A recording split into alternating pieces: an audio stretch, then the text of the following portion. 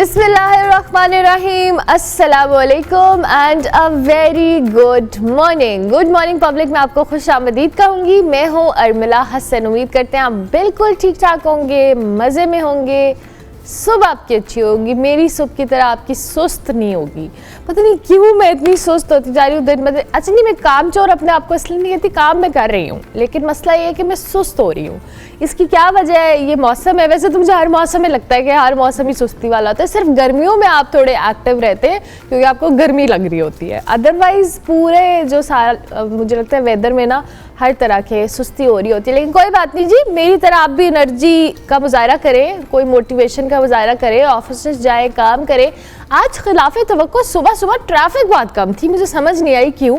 हालांकि मैं अपने टाइम पे निकली हूँ, लेकिन बड़ी बात है कि जी लाहौर के अंदर और सुबह के औकात में जब स्कूल्स वगैरह भी चल रहे हों तो ट्रैफिक कम हो और मैं जल्दी पहुँच गई खिलाफे तवक्को, जो कि बहुत मुश्किल हो रहा है आजकल। अच्छा जी, कल का दिन पाकिस्तान में भी बड़ा कुछ हैपनिंग तो था इस तरह से, क्योंकि अमेरिका के अंदर जो आपको पता है अमेरिकी जो सदर है डोनाल्ड ट्रंप, उन्होंने ओहदा सदारत का हल्फ उठा लिया है और ट्रंप अमेरिका के 47वें प्रेसिडेंट बन चुके हैं। अमेरिकी सुप्रीम कोर्ट के जो चीफ जस्टिस हैं जॉन रॉबर्ट्स, उन्होंने सदर ट्रंप से ओहदे का हल्फ लिया और वाशिंगटन डीसी में जी सख्त सर्दी के बाद, हमने आपको कल भी बताया था कि इंडोर मुंतकिल कर दी गई है। 40 ईयर्स के बाद जो हल्फ बर्दारी की तकरीब है वो इंडोर हुई है। तकरीब हल्फ बर्दारी में अगर बात की जाए तो दुनिया भर से जो सियासी रहनुमा हैं, जमातें हैं, लोग हैं, कारोबारी शख्सियात हैं, अहम शख्सियात हैं, उन्होंने इसमें शिरकत भी की है। और हल्फ उठाने के बाद जी सदर डोनाल्ड ट्रंप ने कुछ अहदाफ सेट किए, कुछ बातें की और उन्होंने कहा कि अमेरिका तरक्की करने में करेगा और अमेरिका को फिर से वो अजीम बनाएंगे। अपने खिताब में जी उन्होंने अमेरिका की मईशत, सिक्योरिटी, दाखिली पॉलिसीज़ उसमें तब्दीली के अहम इक़दाम का भी ऐलान किया और अपनी जो इंतज़ामिया है उसकी प्रायोरिटीज़ का भी जिक्र किया और साथ के जनूबी सरहद पर इमरजेंसी नाफिज करने, गैर कानूनी तारिकीन वतन के खिलाफ सख्त इक़दाम और अमेरिकन जो इकॉनमी है उसको मजबूत करने के आज़म का इरादा भी किया। इसके अलावा जी सदर ट्रंप ने मुतादिद एग्जीक्यूटिव ऑर्डर्स पर दस्तखत किए और साबिक सदर जो बाइडन के 78 के करीब जो सदारती इक़दाम हैं उनको भी मनसूख कर दिया। आलमी सतह पर जी अमेरिका की पोजीशन को मुस्तहकम करने के हवाले से उन्होंने बड़े ऐलानात किए हैं। इसी हवाले से कुछ कल बड़ी हमारे टीवी चैनल्स पे बड़ी हैपनिंग रही, वो तकरीब भी दिखाई गई और उसके बाद जो वहाँ पे खिताब हुए, जो मामलात हुए वो सब हमें बताए गए। तो देखते हैं जी, और पाकिस्तान के साथ जो पॉलिसीज़ हैं उस पर हम बार बार बात करते हैं। यहाँ पर एक पॉलिटिकल जमात जिसे हम तहरीक इंसाफ कहते हैं जी, उनकी बड़ी उम्मीदें थी 20 जनवरी से लेके कि उनके मुताबिक अगर सदर ट्रंप जो है ओहदे का हल्फ उठाएंगे उसके बाद पाकिस्तान के सियासी हालात व वाक़यात बदल जाएंगे। पता नहीं होगा या नहीं होगा, अलबत्ता कल उन्होंने हल्फ उठा लिया। अब देखते हैं आइंदा क्या होता है। दूसरी जानिब जी हम ज़रा मुल्क में अपने वापस आते हैं। यहाँ पे बड़े मसले हैं जिनको हमें डिस्कस करना होता है और सुबह सुबह करना होता है। कोई दूसरी राय नहीं है जी कि हुकूमत और तहरीक इंसाफ के दरमियान जो जारी मुज़ाकरात हैं उसके बगैर ना तो मुल्क से सियासी और समाजी इंतशार ख़त्म हो सकता है और ना ही मईशत पायदार हो सकती है। ये मुज़ाकरात बानी PTI की इजाज़त से शुरू हुए और उनके साथ उनकी हिदायत के मुताबिक ही इनमें हिस्सा ले रहे हैं, मगर 190 मिलियन पाउंड के फैसले के बाद जो बानी PTI हैं एक बार फिर कौम को महमूद-उर-रहमान कमीशन के हवाले से रिपोर्ट पढ़ने का मशवरा दे रहे हैं और फौज को जनरल याहिया के दौर का तसलसल करार दे रहे हैं। अस्करी क़यादत के खिलाफ जी इल्ज़ाम तराशी का सिलसिला हुकूमत और अस्करी ज़राए दोनों से बातचीत के अमल को नुकसान पहुंचा सकता है। ये बात तो बड़ी ऑब्वियस है, लेकिन तहरीक इंसाफ के जो बाज़ रहनुमा हैं वो बड़ी हैरत अंगेज़ तौर पर फौज और PTI के राबतों को मुनक़ता करने का जो ख्वाहिशमंद है वो मुस्लिम लीग नून को करार दे रहे हैं। वज़ीर आला जो KPK है मुशीर उनके बैरिस्टर मोहम्मद अली सैफ, उन्होंने कहा है कि PTI रहनुमाओं की जो अस्करी क़यादत से मुलाकात के बाद नवाज शरीफ कैंप में खलबली मच गई और नवाज शरीफ ने अपनी टीम को मुज़ाकरात नाकाम बनाने का मिशन सौंप दिया, ऐसा भी उन्होंने कहा। दूसरी जानिब जी हुकूमत ने 9 मई से मुतल्लिक जुडिशल कमीशन बनाने से साफ इनकार कर दिया है, जिसके बाद हुकूमत और PTI के दरमियान जो मुज़ाकरात पहले बड़ी मुश्किल से हो रहे थे जी, अब डेडलॉक के इम्कानात तो वाज़े हो रहे हैं। जबकि चेयरमैन तहरीक इंसाफ जो हैं बैरिस्टर गौहर साहब, उनके मुताबिक बानी PTI ने कहा है कि 7 दिन में कमीशन ना बना तो चौथी मीटिंग नहीं होगी। और साथ साथ एक खबर ये भी है कि सुप्रीम कोर्ट के आईनी बेंच ने बानी पीटीआई के इंतखाबी धांधली के खिलाफ दरखास्त पर वकील को रजिस्ट्रार ऑफिस के एतराज़ात पर तैयारी के लिए मोहलत दे दी है। जस्टिस जमाल खान मंदुखेल ने रिमार्क्स दिए कि फॉर्म 45 या 47 दोनों में अगर फ़र्क है तो कोई एक सही होगा। फॉर्म को जांचने के लिए पूरी इंक्वायरी होगी। इसी पे तज्जिया ले लेते हैं जी। मोहम्मद आदिल साहब हमारे साथ मौजूद हैं, सीनियर सहाफ़ी हैं, तज्जियाकार हैं, उनको खुश आमदीद कहते हैं। Thank you very much Adil sahab, बहुत शुक्रिया। Good morning, I hope you are doing well. कल हम पाकिस्तानी सियासत पर आने से पहले हम थोड़ा सा अमरीकी जो सियासत है उस पर भी बात, आपका कमेंट चाहूँगी। कल डोनाल्ड ट्रंप ने हल्फ उठाया, कुछ ऐलानात किए सब, और पाकिस्तान के अंदर भी कुछ होप थी कि जी अमेरिका में जब ये हुकूमत चेंज होगी, ट्रंप हल्फ उठाएंगे तो हालात व वाक़यात में कुछ तब्दीली आएगी। आप भी ऐसा समझते हैं? देखिए, जो पाकिस्तान में ख्वाहिशात हैं तहरीक इंसाफ की कि शायद ट्रंप के आते ही कोई बड़ी पॉलिटिकल चेंज आ सकती है, कोई तहरीक इंसाफ को कोई रिलीफ मिल सकता है, बानी पीटीआई के लिए कोई रास्ते आसान हो सकते हैं, वो फौरी तौर पर तो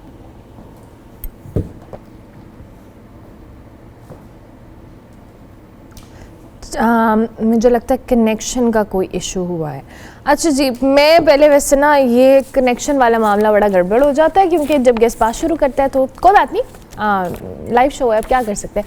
आदिल साहब हमारे साथ मौजूद हैं और जो तहरीक इंसाफ की ख्वाहिशात के हवाले से वो बात कर रहे थे और उन्होंने अभी जो बात उनकी कंप्लीट नहीं हुई, मैं उनसे दोबारा भी जानने की कोशिश करूंगी। उनके मुताबिक जी फौरी तौर पर ये मुमकिन नहीं होगा क्योंकि कल ट्रंप ने जब अपना हल्फ उठाने के बाद जो खिताब किया उसके अंदर उन्होंने बहुत सारी ऐसी बातें की जो अमेरिका रिलेटेड थी और उन्होंने पॉलिसीज़ को लेकर, मईशत को लेकर बहुत सारी ऐसी चीज़ें डिस्कस की और जो ऐलानात थे या जो एक रोड मैप था उन्होंने लोगों के सामने रखा।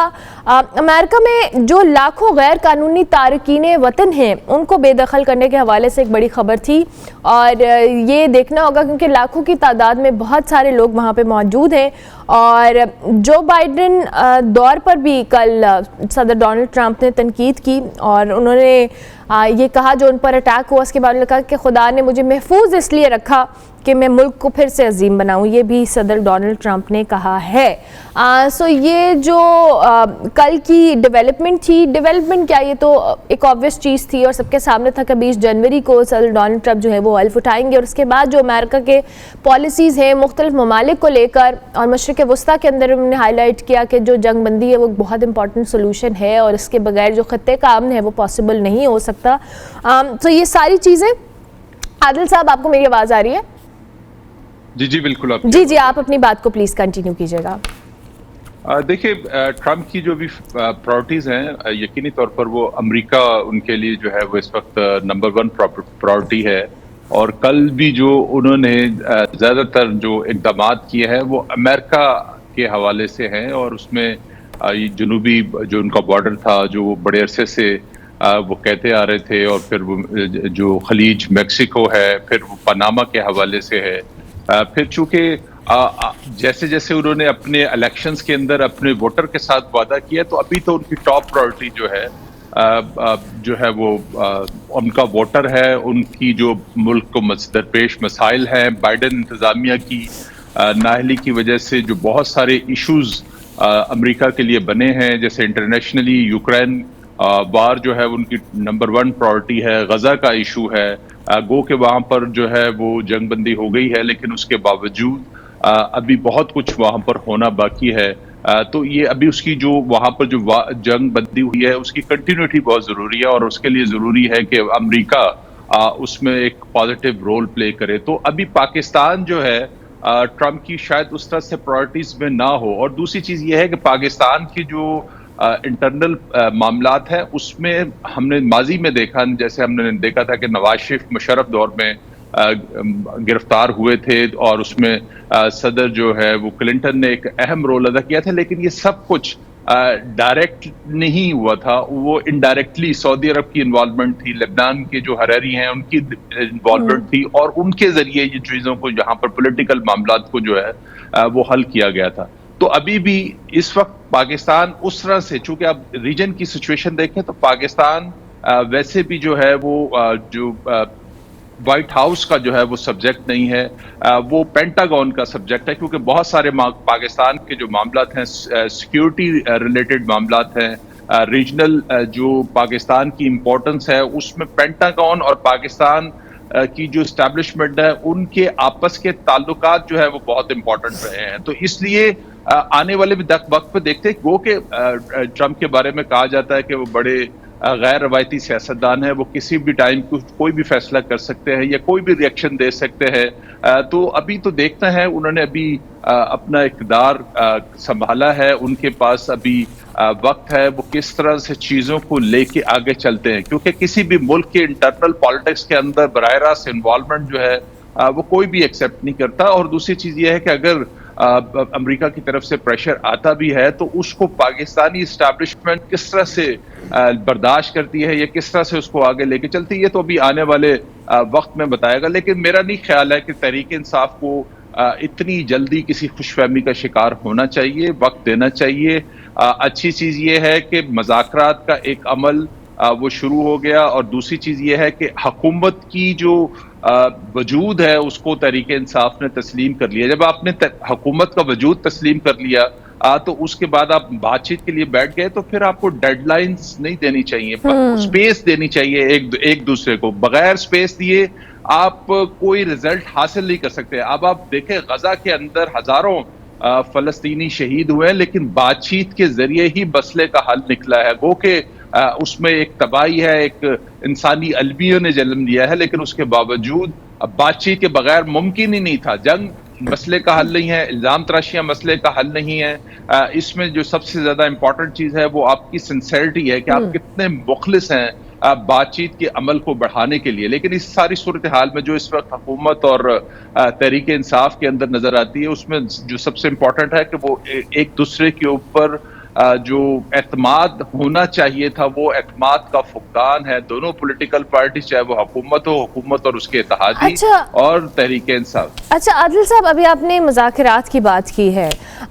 मुज़ाकरात की सूरत हाल भी हम सबके सामने ही है कि जिस तरह से मुज़ाकरात का आगाज़ हुआ, आई एग्री विद यू कि अच्छी बात है कि सियासतदानों ने बातचीत या अपोजिशन और हुकूमत साथ बैठ रहे हैं, ये एक अच्छा साइन है। लेकिन जिस तरीके से ये बैठे हैं और अब जिस तरह से इन मुज़ाकरात को लेकर बातचीत हो रही है, हमने 190 मिलियन पाउंड केस के फैसले के बाद जो एक मैं अभी ट्वीट का भी जिक्र कर रही थी, और बानी पीटीआई ने जो हमूदुर रहमान कमीशन के हवाले से कौम को उन्होंने मशवरा दिया दोबारा से पढ़े, और फिर उन्होंने इस्टेब्लिशमेंट या फ़ौज के ऊपर तनकीद का आगाज़ कर दिया है। पहले उन्हीं से बात करना चाह रहे थे और इवन बात भी हुई, जिस पर हुकूमत में बैरिस्टर गौहर साहब के मुताबिक जो बड़ी खलबली मची है, जो आर्मी चीफ से मुलाकात हुई है बैरिस्टर गौहर अली अमीन गंडापुर साहब की। पहले तो उस मुलाकात को आप किस तरह से देखते हैं, और सेकेंडली क्या वाकई इतनी खलबली मची थी और मुस्लिम लीग नून कोशिश कर रही है नाकाम इस सारे मुज़ाकरात वाले फेस को करने की? देखिए, जो तहरीक इंसाफ और एस्टैब्लिशमेंट के दरमियान जो खलीज है वो कोई ढकी छुपी बात नहीं है। वो मुस्लिम लीग नून को बाकी लोगों की निस्बत ज्यादा पता है, क्योंकि वो उसके स्टेक होल्डर्स हैं, वो उसकी बेनिफिशरी है इस सारी सूरत हाल के। जब तक तहरीक इंसाफ और एस्टैब्लिशमेंट के दरमियान ताल्लुकात खराब रहेंगे, उसका फायदा यकीनी तौर पर मुस्लिम लीग नून को ही पहले भी पहुंचा था और अभी भी उनके लिए फायदेमंद है। लेकिन इसमें जो चीज़ ये है कि अगर आप एक सिक्योरिटी की सूरत हाल पे जो होने वाली मीटिंग है उस पर अगर आप साइडलाइन मुलाकात के अंदर आप आर्मी चीफ से मुलाकात करें और फिर एक ऐसा जेस्चर देने की कोशिश करें कि जो है कि आपके बंद दरवाजे खुल गए हैं, ताल्लुकात एस्टैब्लिशमेंट के साथ या आर्मी चीफ के साथ आपके बेहतर हो गए। देखिए, जो गलत फहमी है वो इतनी जल्दी जाने वाली नहीं है, क्योंकि इसमें सबसे ज्यादा इस गलत फहमियों में जो अहम किरदार है वो बानी पीटीआई का है। उन्होंने अब तक अपना जो बॉडी लैंग्वेज है, जो अपनी गुफ्तगू है, जो अपने ट्विटर अकाउंट्स है, जिस तरह से वो ट्रोलिंग है, आप आर्मी की क़यादत को जब निशाना बनाते हैं और आप फिर ख्वाहिश जाहिर करते हैं कि आप उन्हीं से बात करेंगे, तो ऐसा मुमकिन नहीं है। वो पहले तो ये है कि जो गलत फहमी है वो दूर होना बहुत जरूरी है। उसके बगैर एस्टैब्लिशमेंट और पीटीआई के जो मामला है वो बेहतर होते हुए दिखाई नहीं देते। देखिए, बातचीत तो होती है, अभी भी बहुत सारे मौके ऐसे हुए हैं जिसमें तहरीक इंसाफ की एस्टैब्लिशमेंट के साथ बातचीत हुई है, लेकिन उसमें रास्ता नहीं मिलता, क्योंकि जो क्लैरिटी है एस्टैब्लिशमेंट की 9 मई को लेकर, उसमें अभी तक कोई लचक जो है उसमें नजर नहीं आ रही। और हुकूमत के लिए भी इतना आसान नहीं होगा कि वो जुडिशल कमीशन 9 मई के इंसिडेंट के ऊपर बना सके, जिसके ऊपर DGIS पे बार बार एक चीज दोहरा चुके हैं कि जब तक उसके मास्टरमाइंड को सजा नहीं मिलेगी उस वक्त तक जो है मुमकिन ही नहीं है कि इंसाफ के तकाजे पूरे हो सके। तो जब एक साइड है उसका जो एक बिल्कुल माइंडसेट क्लियर है तो कैसे मुमकिन है कि चीजें आगे बढ़ सके। इसके लिए जरूरी है कि अपने रवैये में मेच्योरिटी आप जब तक नहीं लाएंगे, जब तक आप एक दूसरे को स्पेस नहीं देंगे, आप जब तक इल्जाम तराशियां जो है वो खत्म नहीं करेंगे, जब तक आप माजी के हवाले बंद नहीं करेंगे, फौज की क़यादत को टीज नहीं करेंगे, उस वक्त तक नामुमकिन है कि चीजें जो है वो आगे बढ़ सकें। इसलिए मैं बार बार जब भी मौका मिलता है बात करने का तो मैं ये जरूर कहता हूं कि सियासतदानों को पॉलिटिकल मैच्योरिटी दिखानी चाहिए अगर उनको स्पेस लेनी है। इस वक्त सबसे ज्यादा जो वीक विकेट पे है, जो 26 नवंबर के बाद जो मसाइल तहरीक इंसाफ के लिए बने हैं, इसलिए सबसे ज्यादा जिम्मेदारी भी तहरीक इंसाफ की है कि वो माहौल को साजगार करे ताकि वो अपने लिए स्पेस निकाल सके। पॉलिटिकल स्पेस जब तक उनके पास नहीं होगी वो पॉलिटिकल एक्टिविटीज उस तरह से नहीं शुरू कर सकते। अच्छा आदिल साहब, सॉरी माजरत के साथ मैं आपको इंटरप्ट करी हूँ। ठीक है, आपकी बात भी अपनी जगह पे दुरुस्त है कि तहरीक इंसाफ को भी फ्लेक्सिबल होना पड़ेगा और एक तरफ आप जहाँ पर फ़ौज पे तनकीद करें और दूसरी तरफ आप ये एक्सपेक्टेशन रखें कि फ़ौज आपके साथ कोई भी ताल्लुकात बेहतर करने के लिए एफर्ट पुट करेगी, तो ये तो खाम ख्याली ही हो सकती है। लेकिन दूसरी जानिब आदिल साहब, अब इसमें जिम्मेदारी आपको लगता नहीं है कि हुकूमत की कहीं ना कहीं ज़्यादा है? क्योंकि तहरीक इंसाफ तो इस वक्त ऑपोजिशन के अंदर मौजूद है और हुकूमत चूँकि इक़्तिदार में है, उनके लिए चीज़ों को ज़्यादा खुले दिल से जो के लिए एक्सेप्ट करना या उनको एक इनकरेज करना, ये हुकूमत के एंड पे भी थोड़ा ज़्यादा बनता है इसको करना। क्योंकि अभी जो मैंने 190 मिलियन पाउंड केस की भी बात की और जो 2 मुतालबात तहरीक इंसाफ ने हुकूमत के लिए रखे हैं टेबल पे, जो तहरीरी तौर पे भी जमा करवाए हैं, उसमें जुडिशल कमीशन का क़याम भी है जिस पे हुकूमत ने इनकार कर दिया है। तो ये जो इनकार है, क्या ये मुज़ाकरात के अंदर डेडलॉक नहीं लाएगा? देखिए, जैसे दोनों फ्रीकैन को जो है वो मैच्योरिटी तो दिखानी चाहिए। हुकूमत ने फौरी रिएक्शन दिया और जैसे ही उनके पास वो तहरीरी मुतालबात आए और उन्होंने प्रेस कॉन्फ्रेंस करके उसको शिक वाइज उसको रिजेक्शन का तासुर दिया कि वो ये भी नहीं हो सकता, ये भी नहीं हो सकता, जो कि एक गैर सियासी रवैया मैं समझता हूँ हुकूमत ने दिखाया था। हुकूमत को टाइम लेना चाहिए था, आपके पास 7 दिन का टाइम था, आपको अपने इत्तेहादी जमातों के साथ बातचीत करनी चाहिए थे और एक प्रॉपर तरीके से जो है वो तहरीक इंसाफ को जवाब देना चाहिए था। लेकिन इसमें बदकिस्मती हमारी ये है कि दोनों फ्रीकैन जो है वो बहुत जल्दबाजी उन्होंने दिखाई है। सारे मामला को लगता है ऐसा है कि जैसे एक फॉर्मेलिटी के तौर पर ये बातचीत का अमल शुरू किया गया और उसको जल्द से जल्द दोनों फ्री कोशिश कर रहे हैं कि जल्द से जल्द इसको वाइंड अप कर दे। अब तहरीक इंसाफ अगर आपने बातचीत शुरू की है तो आपको डेडलाइन नहीं देनी चाहिए थी, आपको बातचीत के जरिए स्पेस निकालनी चाहिए थी। इसी तरह हुकूमत को भी बातचीत के जरिए तहरीक इंसाफ को एंगेज करना चाहिए। देखिए, इस वक्त मुल्क के जो मसाइल हैं उसमें अगर आपने अपनी प्रायोरिटी सेट कर दी है, हुकूमत की बात कर रहा हूं मैं, कि आपने 3 चीजें सेट कर दी है कि आप अगर मुल्क ने तरक्की करनी है तो उसके लिए 3 चीजें बहुत इंपॉर्टेंट है। एक अमन है, पीस, जो इस वक्त दहशतगर्दी की सूरत हाल है पूरे मुल्क में, और जब तक आप तमाम पॉलिटिकल फोर्सेस और तमाम स्टेक होल्डर्स को जो है वो ऑन बोर्ड नहीं लेंगे उस वक्त तक मुल्क के अंदर जो है अमन नहीं आ सकता। दूसरा, जो आपकी पॉलिटिकल इस्तेहकाम है, तो पॉलिटिकल इस्तेहकाम के लिए जरूरी है कि पॉलिटिकल जमातें आपस में एंगेज हो, जिस तरह से तहरीक इंसाफ और हुकूमत हुई है, लेकिन उसमें इतनी जल्दबाजी का मुजाहरा नहीं करना चाहिए। तीसरी चीज कंटिन्यूटी है। कंटिन्यूटी के लिए पॉलिटिकल स्पेस एक दूसरे को देंगे तो आपकी पॉलिसीज में कंटिन्यूटी आएगी। तो इसलिए जब हुकूमत ये समझती है कि उसने आगे बढ़ने के लिए उसको ये तीनों चीजें की जरूरत है, तो फिर उसको भी बड़े दिल का मुजाहरा करना चाहिए। बेशक आपके पास इख्तियार उस तरह से ना हो जिस तरह से एक जेस्चर देने की कोशिश की जाती है, और इसमें कोई ढकी छुपी बात तो नहीं है कि जो हुकूमत मौजूदा हुकूमत है 8 फरवरी के इलेक्शन के बाद उसके पास बहुत महदूद एक लिमिटेड सी जो है वो स्पेस है, और वो एक हाइब्रिड सिस्टम पाकिस्तान के अंदर चूंकि है, बहुत सारे मसाइल है कि जो हुकूमत बगैर किसी की रजामंदी के जो है वो किसी हल नहीं कर सकती। तो हुकूमत को अपनी मजबूरियों को भी पता है, अपनी स्पेस का भी पता है, तो उनको दरवाजे जो है वो बंद नहीं करने चाहिए, उनको भी तहरीक इंसाफ को एंगेज करना चाहिए। और पॉलिटिकल फोर्सेस अगर अब एक दूसरे को एंगेज नहीं करेंगे तो उनके लिए स्पेस खत्म होती जाएगी, जैसे हमने माजी में भी देखा था और इस वक्त भी हम देख रहे हैं कि पॉलिटिकल जमातों ने अपनी स्पेस को जो है वो लूज किया है और एक तीसरी कुव्वत को जो है वो आगे आने का मौका दिया है। तो ये हमेशा हमाकत जो है वो सियासतदान करता है और उसकी सजा जो है वो सबको भुगतना पड़ती है। तो इसलिए जरूरी यह है कि मेजोरिटी जो है वो दोनों जानिब से होनी चाहिए। आप बातचीत के लिए टेबल पे बैठे हैं तो जब बातचीत पे टेबल के ऊपर बैठते हैं तो उसमें जो है बड़ा दिल करके बैठना चाहिए कि अच्छा चले ठीक है। अब इसमें जो सबसे दो चीजें इंपॉर्टेंट है, जुडिशियल कमीशन जो डिमांड की है तहरीक इंसाफ ने, उसने एक 9 मई पे मांगा है और एक 26 नवंबर के मांगा। 9 मई का जो मामलात है उसमें तो आपको पता है कि वो बहुत सारे जो उनके मुल्ज़िम थे उनको सजाएं हो चुकी हैं आर्मी कोर्ट से और बहुत दीगर के जो मामलात हैं उसमें उनके मामला चल रहे हैं अभी अदालतों के अंदर। उसके अंदर जो गो के एस्टैब्लिशमेंट का अपना मौकफ है, लेकिन उसमें बहुत सारे ऐसे पॉलिटिकल लोग हैं जैसे यास्मीन राशिद है या इस तरह के और सीनियर लीडरशिप है जो काफी अरसे से जेल के अंदर है। अगर बातचीत हो, दोनों सीरियस रवैया दिखाएं तो तहरीक इंसाफ को उसमें एक स्पेस मिल सकती है कि वो जो बहुत सारी। ठीक हो गया। Thank you very much Mohammad Adil sahab, बहुत शुक्रिया आपका कि आप हमारे साथ मौजूद थे। मौजूदा सियासी सूरत हाल के ऊपर अपना तज्जिया दे रहे थे। हम ब्रेक लेंगे, ब्रेक के बाद वापस आएंगे। आप देखते रहिए गुड मॉर्निंग पब्लिक।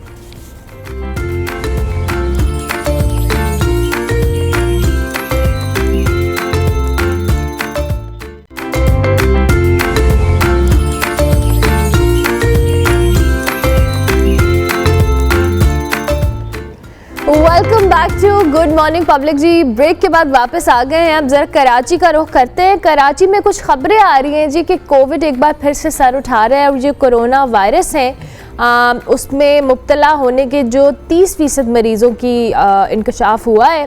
टेस्ट करवाने पर 25 से 30% मरीज़ों में कोविड पॉजिटिव वो आ रहे हैं। क्या वाकई कराची में जो सूरत हाल है वो इतनी तशवीशनाक है? हमारे साथ मुजम्मिल फ़िरोज़ी मौजूद हैं, हमारे नुमाइंदे, उनसे बात कर लेते हैं। Thank you very much Muzammil. Good morning, I hope you are doing well. Muzammil, ये जो कोविड के केसेस रिपोर्ट होने की इतलात आ रही हैं कराची से, क्या तफसीलात है आपके पास? वेरी गुड मॉर्निंग करबला, और अल्हम्दुलिल्लाह एवरीथिंग इज़ फाइन। अच्छा करबला, ये जो कोरोना की अपडेट है, हमने हफ्ते को अपडेट किया था, ब्रेक किया था हफ्ते को कि 100 में से 25 से 30% जो है मरीज़ कोरोना के मुस्बत आ रहे हैं। वो मामला ये था कि जो इन्फ्लुएंज़ा, हैवी इन्फ्लुएंज़ा हो जाता है तो उसके जो सिम्टम्स होते हैं बिल्कुल कोरोना वाले हो जाते हैं। तो डाउ मेडिकल यूनिवर्सिटी ने के जो प्रोफेसर हैं डॉक्टर सईद खान, उनसे हमारी इस हवाले से बात हुई थी, तो उन्होंने कहा कि जो नज़ला, ज़ुकाम, खांसी और हैवी इन्फ्लुएंज़ा के केसेस हैं, जब वो केस बढ़ जाता है तो वो कोरोना की तरफ चला जाता है। अब जो कल जो है वज़ीर सेहत सिंध ने इस पर एक स्टेटमेंट जारी किया है जिसमें उन्होंने कहा है कि कोरोना जो है वो पूरी दुनिया में अब एक फ्लू की तरह ट्रीट होता है। अब इतना पावरफुल या इतना ताकतवर वेरिएंट नहीं है ये कि लोगों को ज़्यादा मुतासर करे। इसमें होते सारी अलामत वही हैं जो पहले कोरोना में होती थी, जैसे जिस्म में दर्द होता है, बुखार होता है, जोड़ों में दर्द होता है। और जब ये सब कब होता है, जब आपका इन्फ्लुएंजा बढ़ जाता है, नज़ला, ज़ुकाम, खांसी अपने पीक पर पहुंच जाए तो फिर वो कोरोना की सूरत इख्तियार कर जाता है। इसमें फिर वही ट्रीटमेंट लेनी पड़ती है जो कोरोना में लेनी होती है। इसके बाद जो है महकमा सेहत ने एक अलर्ट भी जारी किया, तमाम DHOs को और सरकारी हॉस्पिटल्स को अलर्ट जारी किया जिसमें कहा गया कि तमाम अमला जो है वो एहतियाती तदाबीर पर अमल करे और जो रोज़ाना की बुनियाद पर जो सरकारी हॉस्पिटल्स में और जो निजी हॉस्पिटल में टेस्ट हो रहे हैं उसकी रिपोर्ट जो है वो DG हेल्थ को पहुँचाई जाए।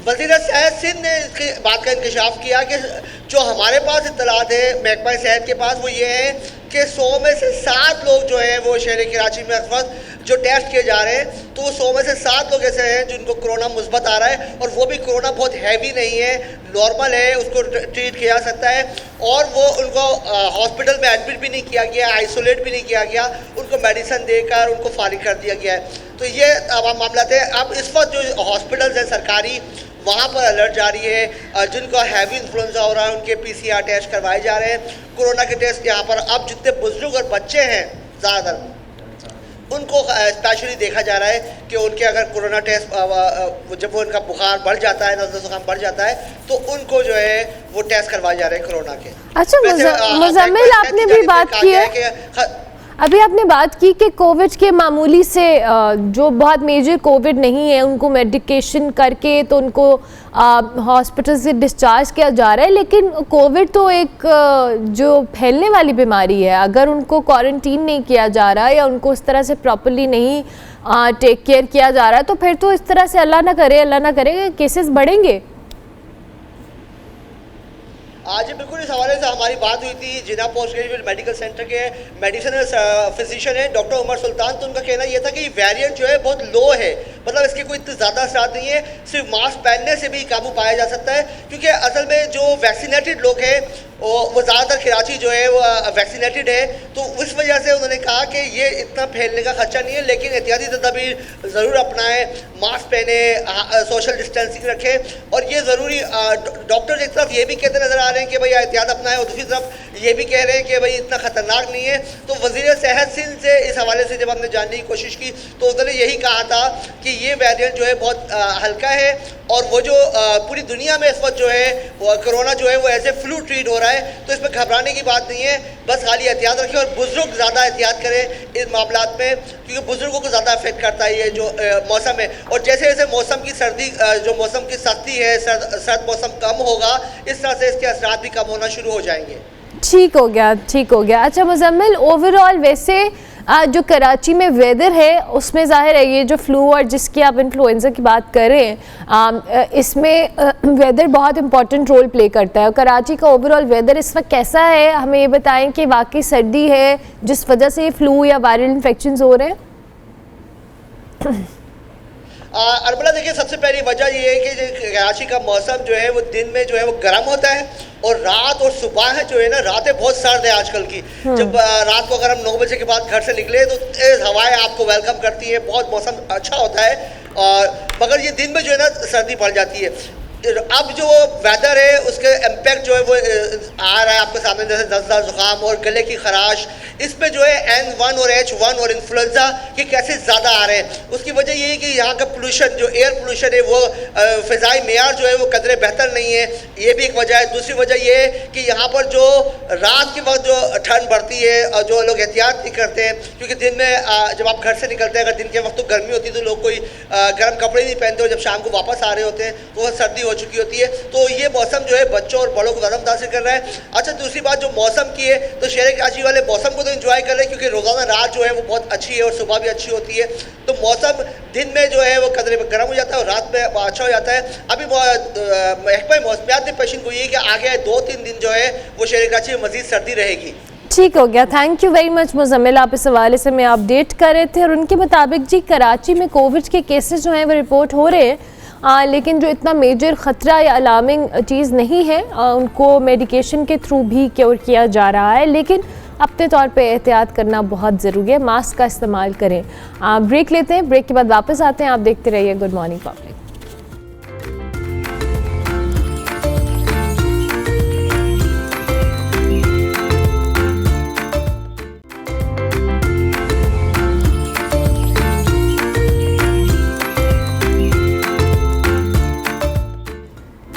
Welcome back to good morning public. Ji break के बाद वापस आ गए। अब आपकी मुलाकात हम आरुष खान से करवाएंगे, जो कि एक बहुत ही यंग जो कह लें राइटर हैं, और 9 साल की उम्र से लिख रही हैं, बल्कि उन्होंने महज 9 माह के अंदर अपना पहला नावल भी मुकम्मल किया। आरुष बच्चों के लिए मुख्तलिफ कहानी और नावल्स भी तहरीर करती हैं, लेकिन वो पाकिस्तान की यंगेस्ट नावल निगार हैं, और उनका पहला नावल 13 इयर्स की एज के अंदर जून 2024 में पब्लिश हुआ था। और इनकी जो आइडियाज़ हैं, इनकी जो बुक्स हैं, इनके जो नावल्स हैं, वो किस चीज़ के ऊपर बेस हैं, आज हम इनसे बात करेंगे, और अब तक इनकी अचीवमेंट्स के हवाले से भी इनसे जानेंगे। Aarush, thank you very much, good morning, कैसी हैं आप? अस्सलाम वालेकुम, अल्हम्दुलिल्लाह मैं ठीक। आरुष, मुझे ये बताएं कि आप कितने साल की अब हैं, और आप कब से जो कह लें राइटर हैं, ये भी बताएं। मैं अभी 13 साल की हूँ, और मैं 9 साल की उम्र से लिखती आ रही हूँ, और उससे पहले भी शॉर्ट स्टोरीज़ और क्रिएटिव राइटिंग करती आ रही हूँ। That's interesting. तो आरुष, आपको शौक कैसे हुआ क्रिएटिव राइटिंग का, स्टोरीज लिखने का, और इतनी यंग एज के अंदर?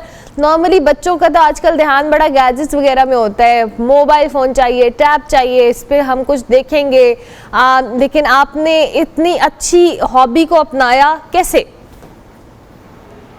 मैं बचपन से ही बहुत सी किताबें पढ़ती थी और पोइट्री वगैरह इन चीज़ों का मुझे पहले से ही शौक रहा है।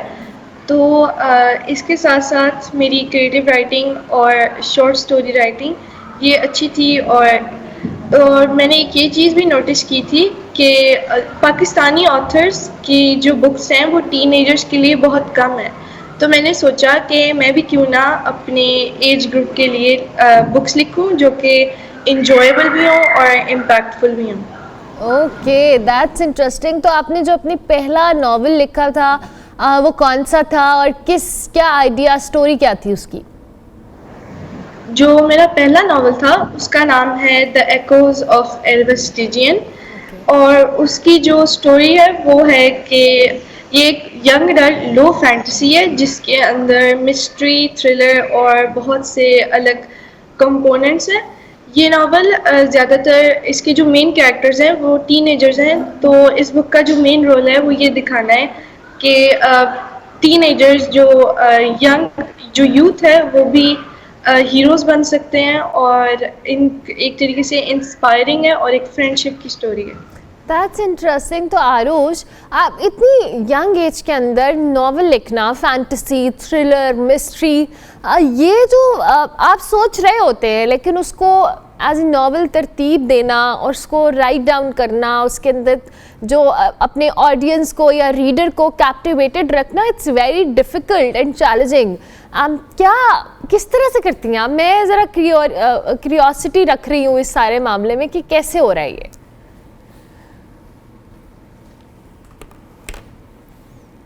आरुष, आपको आवाज़ आ रही है? और कनेक्शन का इशू हुआ है। आरुष से दोबारा राबता करने की कोशिश करते हैं जी। और 13 इयर्स ओल्ड है आरुष, और आरुष जो है नॉवेल्स लिखती हैं, कहानियाँ लिखती हैं, अब इनकी बुक भी पब्लिश हुई है, एंड इट्स वेरी इंटरेस्टिंग। बच्चों के अंदर नॉर्मली हम बुक रीडिंग या बुक्स का शौक़ विद टाइम बहुत सारे बच्चों में है भी, लेकिन कम हो रहा है। अगर मैं अपनी एज में भी देखूं तो बहुत सारे लोगों को आदत नहीं है बुक रीडिंग की, हालांकि it's a very very good hobby कि आप अपने बच्चों को बुक रीडिंग की आदत डाल रहे हैं, अगर उनकी शॉर्ट स्टोरी राइटिंग या इस तरह से अच्छी है। आरुष, आपको आवाज़ आ रही है?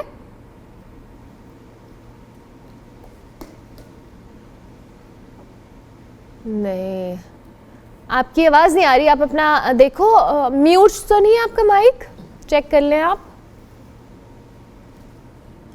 म्यूट है आपका माइक आरुष, इसको अनम्यूट कर लें।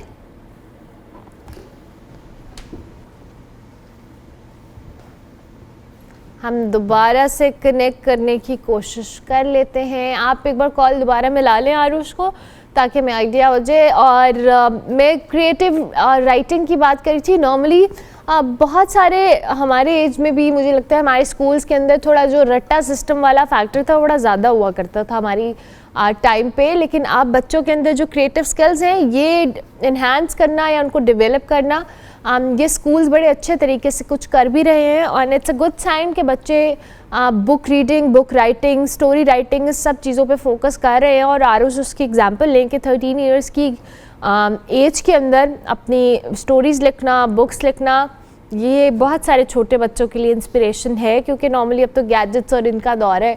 बच्चों को हमेशा अपने हाथ में मोबाइल फ़ोन या इस तरह की कुछ ना कुछ चीज़ें चाहिए होती हैं ताकि वो इंगेज कर सके। आरुष, आपको आवाज़ आ रही है? मुझे आपकी आवाज़ आ रही है। परफेक्ट। अच्छा, अब आरुष मुझे अपनी लेटेस्ट बुक के हवाले से या नॉवल के हवाले से बताएं, वो कौन सा है और उसमें क्या आइडिया है? पहले तो मेरा debut novel the echoes of Elvis टिजियन पब्लिश हुआ।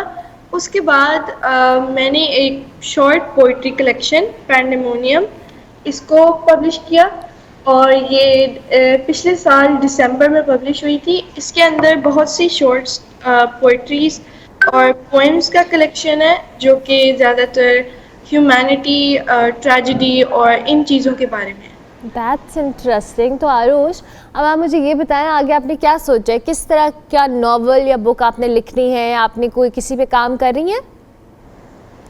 अभी मैं थोड़े साइड प्रोजेक्ट्स हैं, लेकिन जो मेन मेरे प्रोजेक्ट हैं उनमें से एक है curse of the betrayed blood, जो कि द एक्ोज ऑफ एरवस टिजियन की सेकंड बुक है, जिसके अंदर हम पूरी स्टोरी को एक एंड पे ले आएंगे।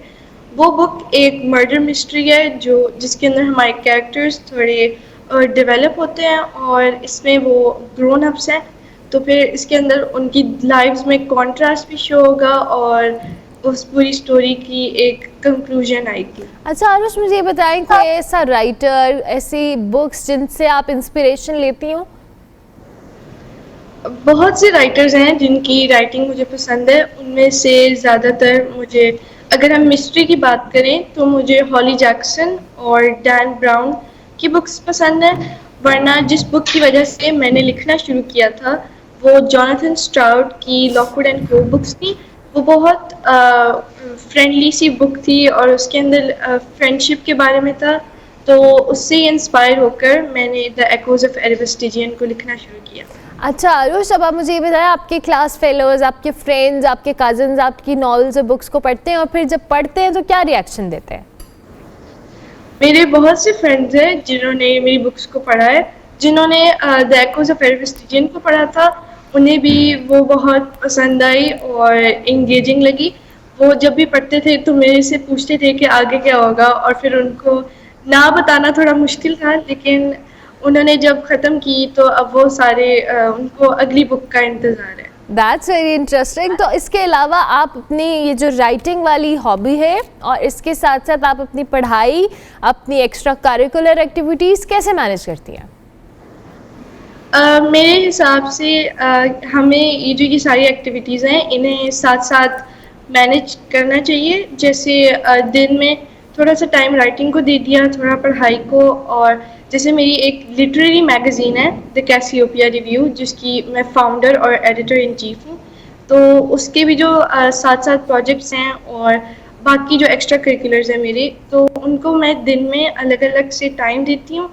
और अगर किसी दिन किसी एक टास्क को ज़्यादा प्रायोरिटी देनी हो तो फिर उस हिसाब से ही सब कुछ मैनेज हो जाता है। वाह भाई, मैं तो आपकी राइटिंग से ज़्यादा आपकी टाइम मैनेजमेंट पे खुश हो रही हूँ। ये बड़ा ज़रूरी है, हम लोगों को सीखना चाहिए आप जैसे बच्चों से जो टाइम मैनेज कर रहे हैं। माशाल्लाह माशाल्लाह, you are doing exceptionally good.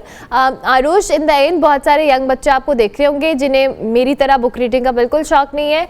उनको आप क्या इंस्पायर करने के लिए क्या बोलेंगी कि आप बुक रीडिंग, बुक राइटिंग की हैबिट जो है इसको कैसे डेवलप कर सकते हैं, जैसे आपने की कुछ टिप्स दे दें? मैं ये कहना चाहूँगी कि आप सबसे पहले ये हम सबके अंदर कॉन्सेप्ट है कि रीडिंग थोड़ा इतना कूल नहीं होता। रीडिंग या रीडिंग पढ़ाकू बच्चों के लिए होता है, लेकिन ऐसा बिल्कुल भी नहीं है। Reading and writing both of them they are very cool, और इससे हम बहुत कुछ सीखते हैं, इससे हमारा माइंड शेप होता है। तो मेरा ये मैसेज है कि आप ये रिकग्नाइज़ करें कि आपको कौन सी बुक्स पसंद है। कुछ बच्चों को फैंटेसी अच्छी लगती होगी, कुछ को मर्डर मिस्ट्रीज अच्छी लगती होंगी, तो वैसे करके आप अपने लिए कोई अच्छी बुक ढूंढें जो आपको ग्रिप करे। अगर एक ना हो तो फिर कोई और ढूंढें, और बस ये हैबिट को बिल्ड करें, क्योंकि ये बहुत अच्छी चीज़ है। डेफिनेटली बहुत अच्छी चीज़ है, और आप जैसे बहुत से लाइक फाइक बच्चे, बहुत जो कह लें अच्छे राइटर्स निकलेंगे अगर इस तरह की हैबिट होगी। Thank you very much Aarush, बहुत शुक्रिया आपका, and I wish you very best of luck for your future. आप बहुत सारी कहानियाँ, बहुत सारी किताबें लिखें और हम आपकी किताबों को पढ़ने की कोशिश करेंगे, जो कि मेरे लिए मुश्किल काम है, लेकिन I will try my level best. Thank you very much. Aarush Khan हमारे साथ मौजूद थी जी, वेरी यंग राइटर, और 13 ईयर्स की एज के अंदर इन 2 नॉवेल्स लिख दी हैं जी।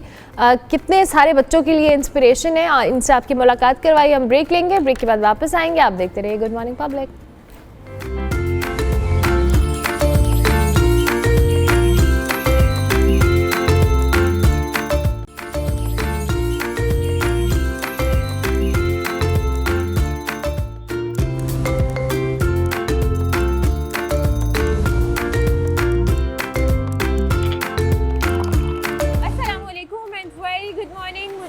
नताशा रहमान।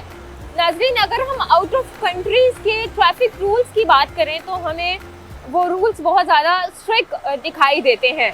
अगर हम चाइना की बात कर लेते हैं तो वहाँ पर सड़कों पर दौड़ने वाली गाड़ियों के लिए अलग से लेन मौजूद है, मोटर बाइक्स के लिए अलग लेन बनाई गई है, जबकि जो साइकिल चलाते हैं उनके लिए एक अलग लेन मुख्तस की गई है। इसी रूल्स को मद्देनज़र रखते हुए लाहौर शहर में भी मोटरसाइकिल और साइकिल चलाने वालों के लिए एक अलग लेन बनाई जा रही है, जो कि फिरोजपुर रोड पर बनाई जा रही है। और ये जो मोटरसाइकिल लेन है, इसकी अगर हम बात करें कि ये कहां से कहां तक बनाई जाएगी, तो ये जो लेन है ये कलमा चौक से शुरू होकर जाएगी लाहौर ब्रिज तक। और अगर ये पायलट प्रोजेक्ट कामयाब होता है तो इसके बाद पूरे शहर में ही इस मोटरसाइकिल लेन और साइकिल लेन को बनाया जाएगा। अब ये लेन किन की जानिब से बनाई जा रही है और क्या इक़दाम किए जा रहे हैं, कितने काम अब तक हो चुके हैं, ये आपको चलकर दिखाते हैं और लोगों से भी बातचीत करते हैं और उनसे पूछते हैं कि इस लेन का आपको कितना फ़ायदा होने वाला है। तो आइए हमारे साथ।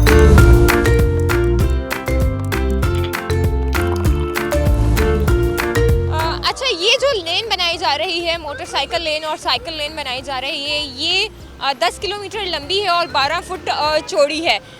अभी मैं चूँकि फ़िरोज़पुर रोड पर ही मौजूद हूँ, मेरे साथ DG LDA मौजूद हैं, क्योंकि ये DG अगर हम LDA के इदारे की बात करें और टीबा के इदारे की बात करें तो वो मिलकर इस पायलट प्रोजेक्ट को देख रहे हैं। सर, बहुत शुक्रिया जी।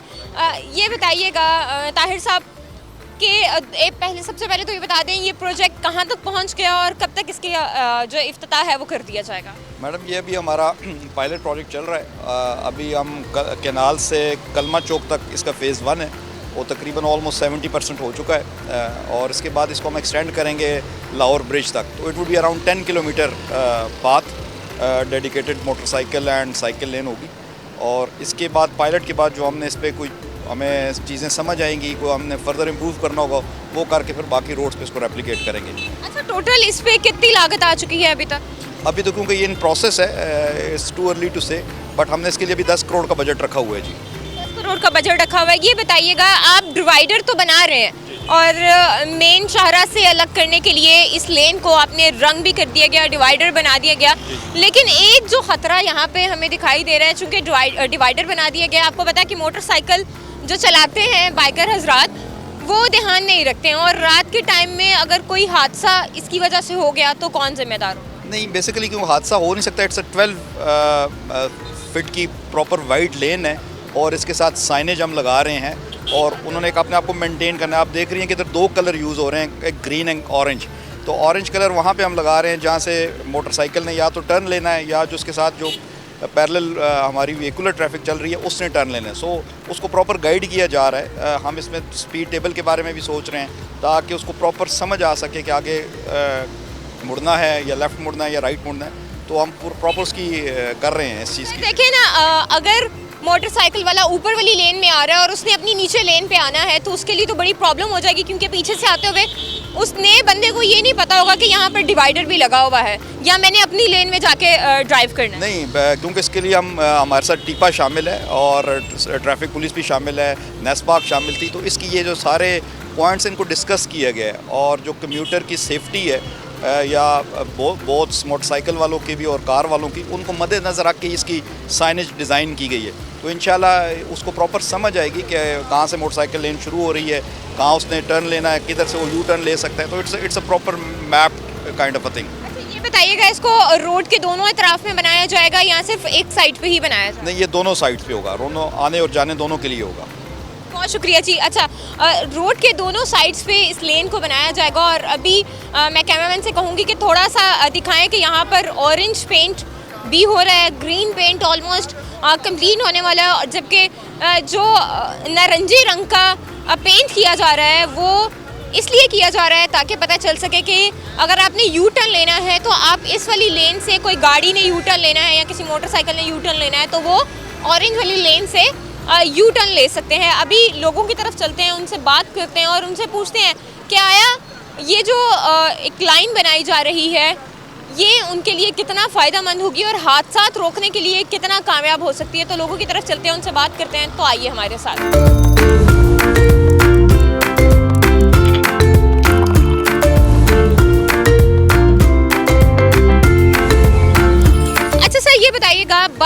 लेन बनाई जा रही है हुकूमत की जानिब से और LDA की जानिब से, क्या कहना चाहेंगे? अच्छा इनिशिएटिव है? बहुत अच्छा काम है जी। ये एक साइड पे चलेंगे, एक्सीडेंट का ख़तरा कम होगा और ये जो ब्लॉकेज होती है वो भी कम हो जाएगी इंशाल्लाह। बहुत अच्छा काम है गवर्नमेंट का ये। बिल्कुल जी, हुकूमत का तो बहुत अच्छा काम है, लेकिन इसके साथ साथ अस्सलाम वालेकुम। अच्छा ये बताइएगा, आपके लिए अलग से एक लाइन मुख्तस की जा रही है जो कि मोटरसाइकिल चलाते हैं, क्या कहेंगे? अच्छी इनिशिएटिव है हुकूमत का? ये बहुत अच्छा माशाल्लाह हमारे लिए, हमारी सेफ्टी के लिए किया। मरियम नवाज का बहुत शुक्रिया। ये पूरे शहर में, पूरे पाकिस्तान में ऐसे ही होना चाहिए। गाड़ियों की रुकावट होती है, मोटर बाइक वाले, रिक्शा वाले बहुत तंग होते हैं, इसलिए बहुत ही माशाल्लाह अच्छा किया, उनका बहुत शुक्रिया। आपका भी बहुत थैंक यू। तामन करते हैं हमारे साथ, बहुत एक्सीडेंट। अच्छा ये बताइएगा कि ये जो डिवाइडर बनाया जा रहा है, इससे भी हादसा के खतरात जो है वो ज़्यादा हो सकते हैं। थोड़ी सी जगह मुझे कम लग रही है, वैसे मुनासिब नहीं है इतनी, थोड़ी सी एक ट्रैक और होना चाहिए बाइक के लिए। कोई 7 फुटपाथ के साथ जो जितनी है ना दूसरी साइड पे, उसके साथ भी थोड़ा सा इसके साथ मिला लें, थोड़ा सा ट्रैक और बन जाए। तो जी थोड़ा सा ट्रैक और बन जाए। सर रुकिएगा ज़रा, हम आपसे बात करने की कोशिश करते हैं। बाइक वाले ने रोक लिया, फैमिली के साथ हैं। सर अस्सलाम वालेकुम। वालेकुम।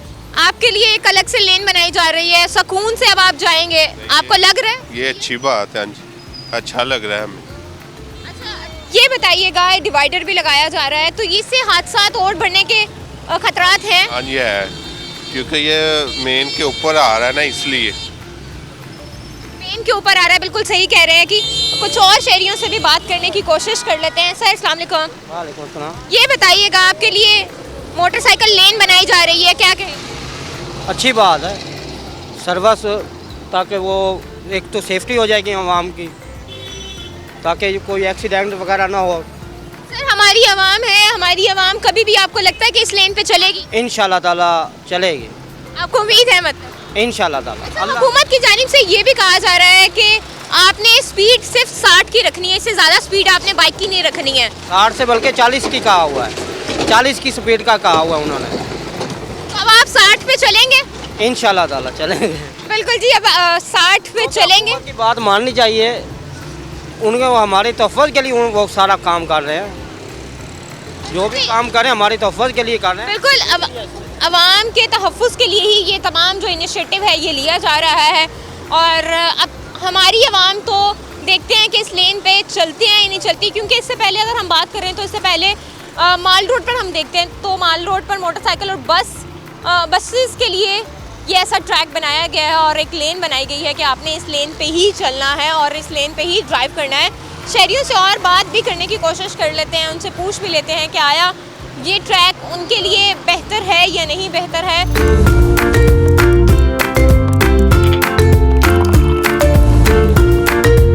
सर ये बताइएगा, बाइकर लेन तैयार की जा रही है आप लोगों के लिए जो कि मोटरसाइकिल चलाते हैं, क्या कहेंगे, कैसा लग रहा है? हुकूमत की जानिब से बनाई जा रही है और ये इसको एक बैरून मुमालिक की तरह अपनी ट्रैफिक के निज़ाम को कंट्रोल करने की कोशिश की जा रही है, क्या कहेंगे?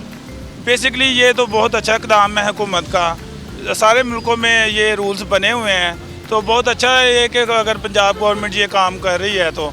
अच्छा आप इस पे अमल करेंगे, आप इस पे चलाएंगे? बिल्कुल करेंगे, वो लाइन तो वैसे गाड़ियों की है और आए दिन एक्सीडेंट इसी वजह से होते हैं कि बाइक्स वाले बीच में चलाते हैं, तो ये बहुत अच्छा इक़दाम है हुकूमत। 60 की स्पीड के ऑर्डर्स हुकूमत की जानिब से कर दिए गए हैं, अब आप बाइक 60 की स्पीड पे चलाएंगे? जी बिल्कुल, चलानी भी इतनी स्पीड में चाहिए और इसमें सारे लोगों का फ़ायदा है और ये बहुत अच्छा काम है। हमें जो लूप यहाँ पर नज़र आ रहा है वो ये जो डिवाइडर सड़क के दरमियान में लगाया गया है, ये लूप नज़र आ रहा है, क्या कहेंगे कि डिवाइडर होना चाहिए था या सिर्फ पेंट ही काफ़ी था? नहीं, ये नहीं होना चाहिए था, क्योंकि इससे अक्सर लोग गिर के एक्सीडेंट भी हो सकते हैं, तो लेकिन ये लाइन ज़रूर होनी चाहिए थी ताकि साइन हो एक चीज़ का कि यहाँ पे ये बाइक्स के हैं और वो हैं, लेकिन वो लाइन का थोड़ा इशू है, लेकिन ऐसा ऐसा ये लोगों की समझ में आ जाएगा तो अच्छी। पाकिस्तानी कौम है, समझ आ जाएगा जल्दी उनको? नहीं, जल्दी तो नहीं आएगा, लेकिन इस पे समझ आ ही जानी चाहिए वैसे कि बेहतरी है कि बेहतरी की तरफ। आप क्या कहना चाहेंगे? आप थोड़ा इस वाली साइड पे आ जाएं, हमें थोड़ा बता दें कि आप क्या कहना चाह रहे हैं। आप बताएं आप क्या कह रहे हैं? बाइक मैं कह रहा हूँ कि बहुत अच्छा किया है कि बाइक वाला अपनी लाइन में एक्सीडेंट होने से बचेंगे, मगर पाकिस्तान में बाइक ज़्यादा है तो ये ट्रैक जो है ये कम पड़ जाएगा, तो ज़ाहिर है कि स्पीड भी 60 क्या वो 40 पे आ जाएंगे, तो उसके बाद वो जो साइड है उधर गिरने का ख़तरा भी है लोगों को, बाइक वाला कभी भी रात के वक्त में ये डिवाइडर चले, दिन में तो हम मान लिया हमें नजर आ जाएगा, लेकिन रात के वक्त में अगर आप स्पीड से आ रहे हैं, 60 से ज़्यादा आप स्पीड से आ रहे हैं, तो ये डिवाइडर ना नज़र आया तो ज़्यादा ख़तरे का बायस होगा। एक तो ये ख़तरे का बायस बनेगा, उसके बाद ये है कि बाहर के ममालिक में साइकिल है, इतनी बाइक नहीं है, हमारे लाखों में बाइक है, गाड़ी से ज़्यादा बाइकें हैं। ठीक है जी, बहुत शुक्रिया जी। अच्छा जी, हुकूमत की जानिब से अच्छा कदम तो है ही, और बिल्कुल इन्होंने दुरुस्त कहा है कि हमारे मुल्क में जो बाइक चलाने वाले मर्द हजरात हैं या फिर जो बाइक चलाने वाले लोग हैं वो ज़्यादा हैं, उनकी तादाद ज़्यादा है बानिस्बत गाड़ियों के। अब शहरियों ने एक तरफ ये भी शिकवा किया है कि ये जो बाइकर लेन बनाई जा रही है जिसकी चौड़ाई 12 फुट है, ये कम है, इससे ज़्यादा होनी चाहिए थी क्योंकि बाइक्स की तादाद ज़्यादा है। और दूसरी जानिब उन्होंने ये भी शिकवा किया है कि ये जो डिवाइडर लगाया गया है, बनाया गया है, 1 फुट की दीवार जो बना दी गई है सड़क को डिवाइड करने के लिए, वो भी हादसे का बायस बन सकता है। एक तरफ हुकूमत एक अच्छा इनिशिएटिव कर रही है कि शहर में हादसात को कम करने के लिए बाइक लेन अलग कर दी जा रही है, लेकिन दूसरी जानिब ये भी किया जा रहा है कि डिवाइडर लगाकर उसी को ही हादसात का बायस भी बनाया जा रहा है। और एक तरफ हमने ये भी देखा कि ग्रीन जो पेंट है उसको करके मेन रोड से अलग कर दिया गया है। तो क्या ये ग्रीन पेंट ही काफ़ी नहीं था बाइक लेन बनाने के लिए और डिवाइड करने के लिए? अब देखना ये है कि ये जब बाइक लेन का इफ्तिताह होता है, शुरू होता है, तो क्या अवाम इस पर अमल करेगी? अवाम अभी तो जब हमारी शहरियों से बात हुई तो उन्होंने ये कह दिया कि हम इस पर अमल दरामद करेंगे, लेकिन अब देखना ये है कि आया ये बाइक लेन शुरू होने के बाद अवाम इस पर कितना अमल करती है। हमें फ़िलहाल इजाज़त दें, हम दोबारा से हाजिर होंगे, तब तक के लिए आलानी के बाद।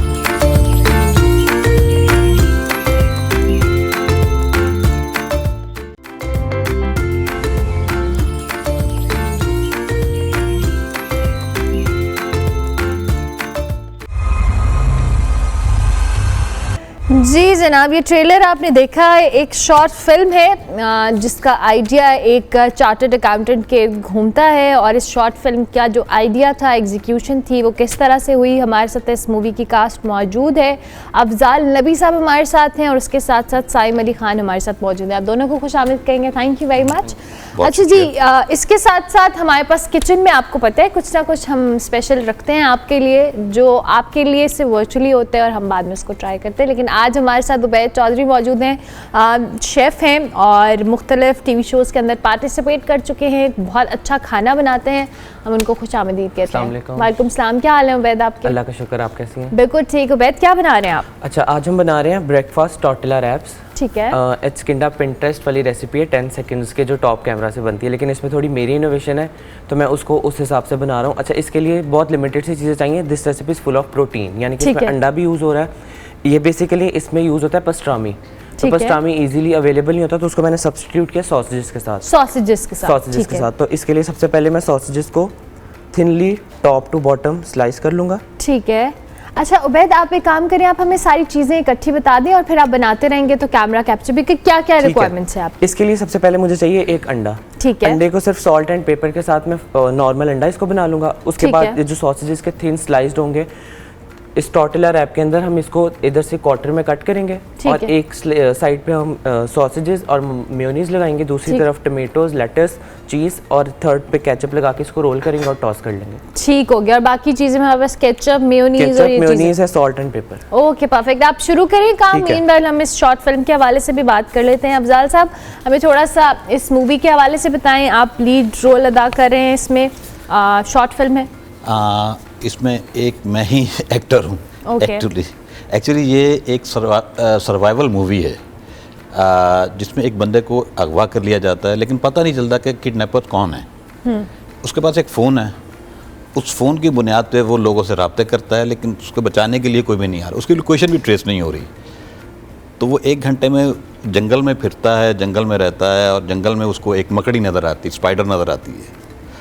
वो स्पाइडर के साथ डरता है, वो स्पाइडर उसकी गाड़ी पे भी आ जाती है, वो स्पाइडर उसको घेर लेती है, 2-3 स्पाइडर और आ जाते हैं। तो उसका जो मतलब इस पूरे में ना वो बच सकता है, पुलिस को भी इतला करता है, पुलिस भी उसको ट्रेस नहीं कर सकती, कुछ भी नहीं हो रहा। और बस इसी तरह वो पूरी फिल्म जो है वो चलती है। अच्छा, चूंकि साइम हमारे साथ इसके एसोसिएट डायरेक्टर लाइन प्रोड्यूसर भी हैं, साइम आप बताएं थोड़ा सा आइडिया इस मूवी का और इसको एग्जीक्यूट आप लोगों ने कैसे किया? बेसिकली एग्जीक्यूशन इसकी काफ़ी टफ थी क्योंकि बड़ी स्मॉल जगह पे हमने इसको शूट किया, बड़ी कंजेस्टेड प्लेस थी। ज़्यादातर शूट इसका गाड़ी के अंदर, क्योंकि ये ट्रैप हो जाते हैं, इनके पास बाहर जाने का रास्ता नहीं होता, तो वो कैमरास को अंदर कैरी करना और शूट करना काफ़ी टफ होता है। और आप ये फ़िल्म काफ़ी अच्छी रही है हमारे लिए, और इसको आप OTT प्लेटफॉर्म्स पे भी इसको आप दे सकते हैं, डिस्कवर्ड मूवीज़, मोमेटो और अमेज़ॉन प्राइम पे भी ये अवेलेबल है। और काफ़ी अच्छा एक्सपीरियंस रहा इनके साथ। और मैंने इसमें एज एन एसोसिएट डायरेक्टर और लाइन प्रोड्यूसर सर्व किया है, तो from pre production to post production काफ़ी कुछ सीखने को मिला, इनसे सीखने को मिला। तो अभी मैं अपने भी मेन स्ट्रीम के प्रोजेक्ट्स कर रहा हूँ, अभी आपको इंशाल्लाह जल्द मैं मेन स्ट्रीम के ड्रामा में नज़र आने वाला हूँ। तो अच्छा, काफ़ी अच्छा ये मुझे बताएं कि ये जाहिर है कि आपने खुद भी बताया कि इसमें सिर्फ यही एक कैरेक्टर है जिनके इर्द गिर्द ये कहानी घूम रही है, इसकी ड्यूरेशन क्या है? और जब आप इसको एग्जीक्यूट कर रहे थे, जाहिर है आपने लोकेशन और इन चीज़ों का भी बड़ा ध्यान रखा होगा, सो वो भी हमारे साथ शेयर करें। ड्यूरेशन इसकी 1 आवर प्लस है, और छांगा मांगा में हमने इसको शूट किया है। और जो इसके डायरेक्टर हैं फरहान खान, उनकी बहुत बड़ी कंट्रीब्यूशन है, काफ़ी कुछ सीख मैंने भी पर्सनली उनसे ली है। और एग्जीक्यूशन इसका ऐसा टफ इसलिए था क्योंकि आपने देखा होगा जो कमर्शियल फिल्म्स होती हैं उसमें काफ़ी कैरेक्टर्स होते हैं, इसमें सिंगल कैरेक्टर था, तो सिंगल कैरेक्टर के साथ सिनेमा पे खेलना और 1 आवर प्लस कॉन्टेंट देना, तो ये काफ़ी टफ होता है। तो सिर्फ यही हमें डिफ़िकल्टी थी, बाकी अल्हम्दुलिल्लाह से बड़ी अच्छी अप्रिसिएशन मिली, बड़ा अच्छा रिस्पॉन्स आया ऑडियंस की तरफ से। फिर OTT प्लेटफॉर्म्स ने भी ये फिल्म ली, तो वर्थ वाचिंग है। अच्छा रिस्पॉन्स आया। अच्छा अफजाल साहब आप बताएं, जाहिर है आप वाहिद कैरेक्टर हैं, ऑडियंस को इंगेज रखना, क्योंकि समटाइम इट गेट्स बोरिंग जब आप एक ही चीज़ को देख रहे हैं और एक ही स्पेसिफिक एरिया है, लोकेशन भी एक ही है और वही एक सीन है, ऑडियंस को कैप्चर्ड रखना या कैप्टिवेटेड रखना, हाउ डिफ़िकल्ट इट वाज? ये मुश्किल तो था, इसमें कोई शक नहीं है, लेकिन डायरेक्टर ने इस तरह से, बल्कि मैं कहूँगा कि कहानी इस तरह से लिखी गई कि हर 1 मिनट के बाद सीन चेंज होता था और नई चीज़ सामने आती थी। तो इस वजह से कभी वो अपनी माँ को फ़ोन करके जज्बाती होता है, कभी बीवी को फ़ोन करके वो जज्बाती होता है, इस तरह उसके जो दुनिया के साथ उसका राब्ता था वो तो था, लेकिन उसके नज़दीक कोई इंसान नहीं था। इस वजह से हर सीन में चेंजिंग आती थी, तो आवाम जो थी वो जम के बैठती थी। तो इससे पहले भी आप एक्टिंग और इन सारी चीज़ों में रहे हैं या इट वाज फर्स्ट एक्सपीरियंस? नहीं, मैं एक्चुअली थिएटर करता हूँ। ओके। और ऑलमोस्ट मैंने कोई 10 प्लेस किए हैं। मेरा जो नॉन काम है वो मंटू के हवाले से है। ओके। मंटू से मिलिए मेरा एक प्ले था जो पूरे पाकिस्तान में हुआ। ओके। और 10 प्लेस मैंने लिखे भी हैं, डायरेक्ट भी किए हैं। Okay, that's interesting. तो आपका बैकग्राउंड तो वही है, जाहिर है बैकग्राउंड थिएटर है। थिएटर है, तो ये चार्टर्ड अकाउंटेंट ही क्यों साइम? इसके हवाले से ये अगर डायरेक्टर यहाँ पे होते तो वो आपको बेहतर बता सकते। चार्टर्ड अकाउंटेंट अफजाल साहब आपको बताएंगे सवाल, जिन्होंने कैरेक्टर प्ले किया है ये बताएंगे। चार्टर्ड अकाउंटेंट इसलिए कि किडनैपर्स को समझा के इसके पास बहुत पैसे हैं।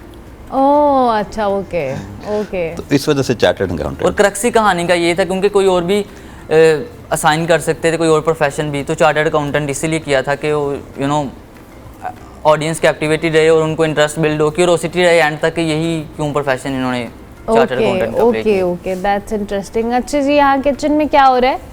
मैंने ये नॉर्मल सॉल्ट एंड पेपर के साथ ऑमलेट बना के इधर सॉसेजेस और चीज़ की लेयर दे दी है, और अब मैं इसको सैम्पल करूँ। ओके, आप इसकी प्रेजेंटेशन कर रहे हैं और आप इसमें, अच्छा मुझे उबैद आप बताएं, आप कब से आपको ये कुकिंग का और इस तरह की चीज़ों का शौक़ हुआ? इटालियन और डिज़र्ट्स भी मैंने सुना बहुत अच्छे बनाते हैं। मैंने मैट्रिक के पेपर दिए थे, तो मैट्रिक के पेपर के बाद FSC में एडमिशन लेने में थोड़ा गैप आ जाता है, तो मीनवाइल उस दौरान मेरा जो इंटरेस्ट है ना वो कुकिंग में डेवलप हुआ था।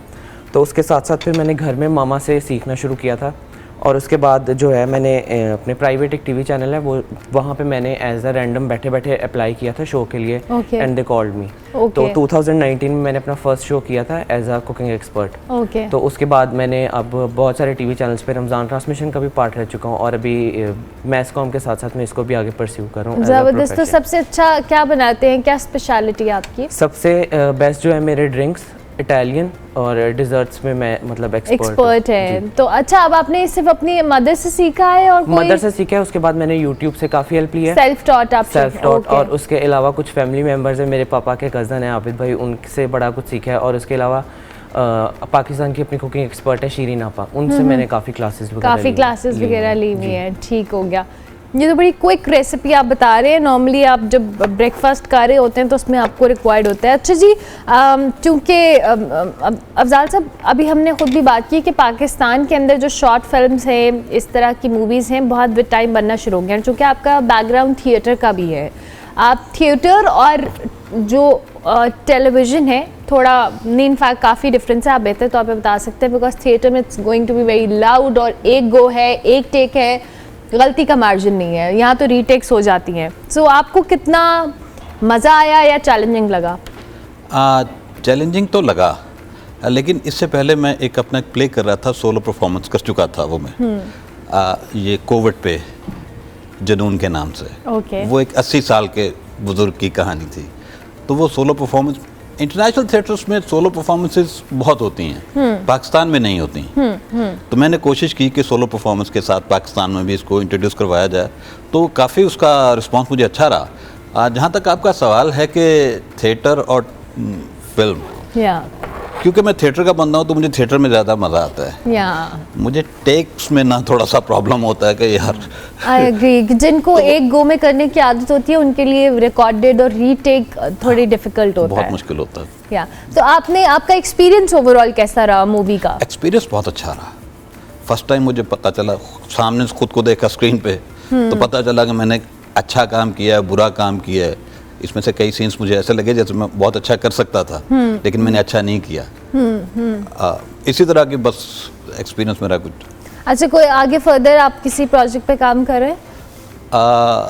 अभी तो मैं एक ऑर्गेनाइज कर रहा हूँ जश्न पंजाबी 7, 8, 9 अलहम्रा में, तो वो कर रहा हूँ मैं। उसको ऑर्गेनाइज कर रहे हैं। उसमें बहुत सारे प्रोग्राम्स हैं, जैसे ड्रामा है, उसमें म्यूज़िक नाइट्स हैं, उसमें बच्चों के कंपटीशंस हैं। ठीक है। अच्छा साहिब, मुझे बताएं कि इसमें आपने एनिमेशन का इस्तेमाल भी किया है, स्पाइडर और सारी चीज़ें। अब लोग विद टाइम बड़े समझदार हो गए, उन्हें पता लग जाता है कौन सी क्वालिटी का काम हो रहा है और कितना अच्छा होना चाहिए। तो आपने इन एनिमेशंस का इस्तेमाल कैसे किया? इसमें अब पहले मैं सर के सवाल जो आपको आगे कैरी करूँगा, आपने जिस तरह से कहा ना कि सोलो कैरेक्टर था तो उसको एग्जीक्यूट करना कितना टफ होता है, इसी फिल्म से, क्योंकि मैं सेट में इनके साथ रहा तकरीबन 6 से 8 महीने हमने कंटिन्यूस इसको शूट किया है, तो इसी से मैंने अडॉप्टेशन ली और मैंने अपनी एक शॉर्ट फिल्म क्रिएट की थी। मैं बेसिकली शॉर्ट फिल्म्स क्रिएट करता हूँ अपने बिहाफ पे। तो मलबे तले, वो मैंने पैलेस्टाइन कॉन्फ्लिक्ट पे एक सहाफ़ी की कहानी है, वो भी एक कमरे में ट्रैप हो जाता है, तो वो मैंने इसी से इंस्पायरेशन लेके बनाई थी। और वो अल्हम्दुलिल्लाह से लम्स में यूनिवर्सिटी ऑफ सेंट्रल पंजाब का मैं फिल्म एंड टीवी का स्टूडेंट हूँ, वहाँ पे उसको काफ़ी रिकग्निशन मिली, 1-2 कॉम्पिटिशन्स भी वो जीती। तो जिस तरह से आपने एनिमेशन का सवाल किया, इस वक्त मेरे ख्याल से अगर पूरी दुनिया में अगर कोई इंडस्ट्री या आगे किसी का फ्यूचर है तो एनिमेशन इंडस्ट्री ही है। पाकिस्तान में ऐसा उस पर इतना काम नहीं हो रहा। यहाँ पे आपको पता है ड्रामाज ज़्यादा जो है ना वो क्रिएट हो रहे हैं, फिल्म्स उस तरह से बन नहीं रही, तो फिल्म मेकर्स भी उसकी वजह से बहुत कम है। लेकिन पोस्ट में काफ़ी टफ था, क्योंकि पोस्ट में एग्जीक्यूशन जो थी, जब हम इसको शूट कर रहे थे तो हमारी कोशिश ये थी कि ज़्यादा रीटेक्स हैं, ज़्यादा हमें पोस्ट में काम ना करना पड़े। लेकिन वो जो स्पाइडर है और वो जो सारी चीज़ें हैं उसको रियलिस्टिक दिखाना, as close to as reality दिखाना, वो काफ़ी टफ था हमारे लिए। लेकिन अल्हम्दुलिल्लाह से हमने इसको अच्छा एग्जीक्यूट किया और काफ़ी अच्छे हमें रिएक्शंस और रिव्यूज़ आए हैं इस फिल्म पे। अच्छा, तो अभी तक रिस्पांस आपका कैसा है? आपने इसको कहीं डिस्प्ले वगैरह किया है OTT प्लेटफॉर्म्स के अलावा? कोई जैसे कॉम्पिटिशन्स होते हैं शॉर्ट फिल्म्स के? बेसिकली नहीं, उस पर हम नहीं गए ज़्यादा। OTT प्लेटफॉर्म्स पे ये अवेलेबल हैं और ये डब्ड भी हुई है मेरे ख्याल से 3 से 4 ज़ुबानों में हुई है, शायद 5 ज़ुबानों में ये डब भी हो चुकी है। तो अभी उसके बाद भी हमारा आगे प्लान है कि हम कुछ क्रिएट करें, सिनेमा के लिए क्रिएट करें। इंटरेस्टिंग। ओके जुबैद, आपका रैप रेडी? ओह वाओ, वो देखें जी, इसकी शक्ल दिखाएं कैमरामैन ताकि पता लग जाए। क्या बात है, ज़बरदस्त जी, बड़ा खुश शक्ल सा रैप है। अगर आपको पसंद है तो आप ये बहुत क्विक रेसिपी है, वैसे इतना कोई लंबा चौड़ा काम नहीं है और मुझे लगता है नाश्ते के अंदर आपको क्विक रेसिपीज़ ही रिक्वायर्ड होती हैं। अच्छा, मैं ब्रेक लेती हूँ जी। जब हम ब्रेक के बाद वापस आएंगे कुछ मैसेज लेंगे क्योंकि प्रोग्राम का बिल्कुल आखिरी हिस्सा होगा। मिलते हैं ब्रेक के बाद। आप देखते रहिए गुड मॉर्निंग पब्लिक।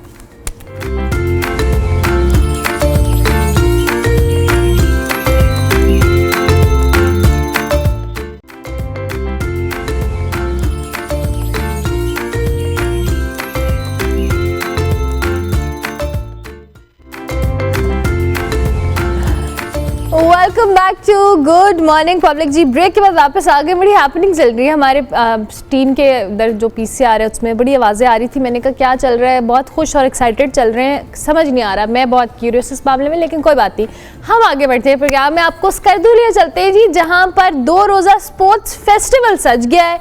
और आपको पता है स्कर्दू के अंदर जो सर्दी है वो भी बड़ी ज़बरदस्त किस्म की होती है, और ऐसे में जो फेस्टिवल है इसमें क्या हो रहा है, हमारे जो नुमाइंदे हैं दिलशाद हादी इस रिपोर्ट में बता रहे हैं।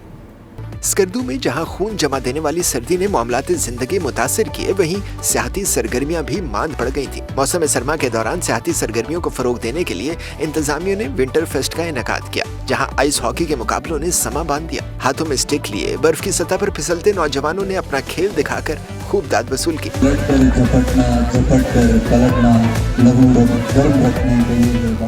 हाथों में सब्ज हिलाली परचम थामे बर्फ की सतह पर स्केटिंग करते बच्चे भी तवज्जो का मरकज बने रहे। सरमाई खेलों के नकाद से जहां मकामी खिलाड़ियों को अपनी सलाहियतें मनवाने का मौका मिल रहा है, वहीं इस मेले के नकाद से सरमाई सियाहत के फरोग में भी मदद मिलेगी। कैमरा टीम के हमरा दिलशाद हादी, पब्लिक न्यूज, स्कर्दू।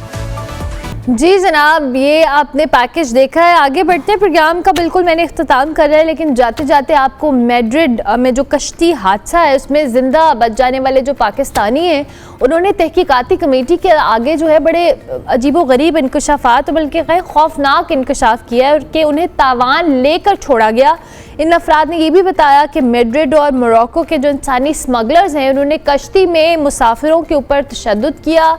बहुत सारे लोग जो हैं ओके ठीक है, भूख और प्यास से कई अफराद जाँ बाहक भी हुए और 4 लड़कों को हथौड़े से ज़रबे लगाकर समंदर में भी फेंका गया। साने में जी 44 पाकिस्तानियों समेत 50 अफराद हलाक हुए हैं। वज़ीर आज़म शहबाज शरीफ के हुक्म पर जो भेजी गई तहकीकाती कमेटी है उसने इस मामले पर एक्शन लेने के हवाले से तहकीकात का आगाज़ किया है, और जिससे अभी तक जो तहकीकात हो रही हैं उसमें बड़े जो कह लें इंसानी स्मगलिंग को लेके बड़े अजीबोगरीब इंकशाफात सामने आ रहे हैं। सज्जाद साहब हमारे साथ मौजूद हैं, उनको हम खुशामदीद कहते हैं। Thank you very much sir, बहुत शुक्रिया आपके वक्त का।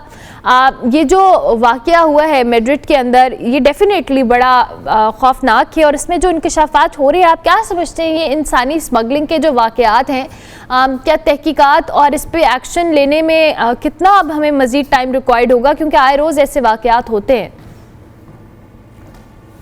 देखें पिछली किस तरह अरसे में कितनी कश्तियां डूबी, कितने बंदे बेचारे जान से हाथ धो बैठे, लेकिन ये पहला वाक़या है कि हमारी तरफ से कोई प्राइम मिनिस्टर ने कमेटी बनाई और जाके वो इन पर्सन जाके इन्वेस्टिगेट कर रहे हैं, उनके बयान ले रहे हैं, और जो विक्टिम्स हैं जो बच गए हैं, और इससे सीरियसनेस का अंदाज़ा होता है।